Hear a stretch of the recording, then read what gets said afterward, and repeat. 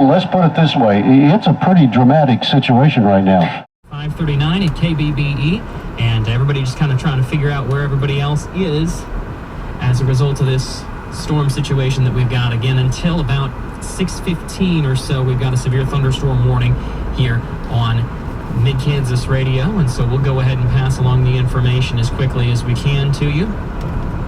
It continued the severe thunderstorm warning. Brand new information began as of 5:34. A severe thunderstorm located just northwest of McPherson, moving southeast at 35 miles an hour. Quarter-size hail and 70-mile-an-hour wind gusts possible with the very windy conditions here at Station 411 East Euclid. In fact, watching the piece of paper fly across over by the new shed next to Park School, and it's not touching the ground very much. Very gusty wind. You're listening to weather coverage brought to you by Bartell Kitchen and Bath. For over 35 years, designing kitchens and unique uses of cabinets in downtown Bueller. First Street Liquor, where you'll find the coldest beer in town at 1700 East First Street in McPherson. Smoky Valley Nursery, where they say come grow with us.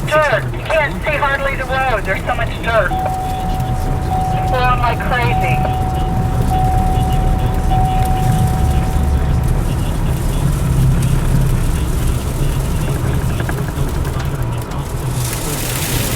With corn about ready to tassel.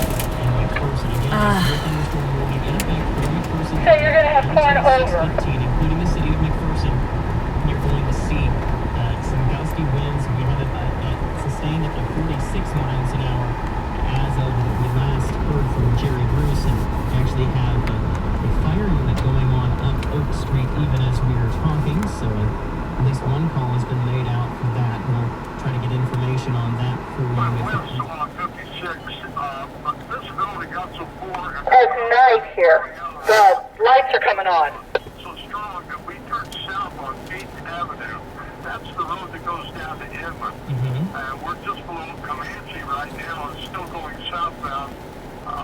The thing about this is there's so much dust in the air. And as we look out to the west of us, we see the same thing. So with the harvest and everything else, the visibility and dust that's in the air and the dynamics of this storm, really, I think Jerry might even say it makes it a very unique setup tonight.